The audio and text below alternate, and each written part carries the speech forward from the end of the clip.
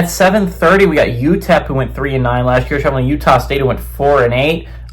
Utah State favored by 6.5 points on the CBS Sports Network. Wow, what a game! I mean, like, you just couldn't ask for more cinema television. This is the last 7:30 game of the day, by the way. Then we get in our 7:45s and 8s. But Skylar Locklear for the Miners went 148 at 233, threw for 1,583 yards, 10 touchdowns, 6 interceptions.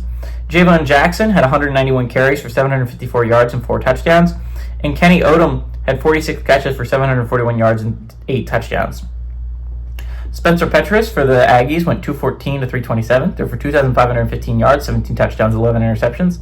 Rasul Faison had 198 carries for 1,109 yards and 8 touchdowns. And Jalen Royals had 55 catches for 834 yards and 6 touchdowns. Utah State is 3-0 against UTEP all time from 1960 to 2014.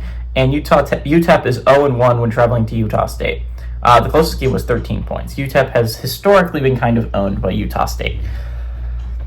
This is such a great game. I'm definitely not lying. This is an interesting football game that I'm sure people will watch. These are two teams that are probably not going to go bowling this year. As I was speaking in my last video about Conference USA, it's not great, and a lot of times I forget UTEP is even in Conference USA. This is a bad team. UTEP was not good last year. I believe they lost like an FCS opponent last year. I think Southern Utah, beat them. Not positive. But Utah State was not good either. No, neither of these teams were very good last year, and I don't know if it's going to get better. Now, Utah State doesn't bring back almost anyone. UTEP, on the other hand, does bring back some people. Skylar Locklear is back for the Miners. Kenny Odom is back. I don't know if these are massive wins for them, but they are wins nonetheless.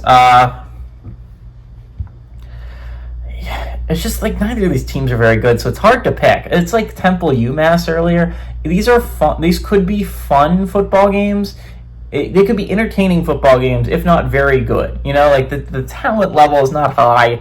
These are not two great elite teams going at it. These are two probably teams that are going to finish with about the same record they had this year, that are going at it. These are two teams that are not going to be competing in their conference, really. I would be shocked.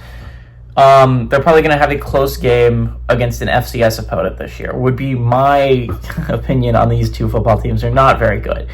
UTEP brings back more talent. And when I'm looking at two teams that I don't think are not going to be very good this year, that I think are going to be very, very bad, I look at the talent they bring back. Because this is game one. So if you're bad and you're trying to shake off cobwebs on top of that, at least the team that is bad and not trying to shake off cobwebs and knows the offense and, have played with each other for a little bit, I have more faith in that team than a team like Utah State, who doesn't bring back anyone. Locklear is back. Odom is back. And so that's why I'm kind of leaning UTEP here. I know that technically speaking, you should go Utah State. Utah State has historically owned UTEP. The Miners have been in a bad spot against the Aggies in the past. Again, the closest game was 13 points. But I think UTEP returns more talent. I think both these teams are very bad. And you're telling me that you want me to give Utah State 6.5 points just for being at home? I don't think that I'm going to be able to do that.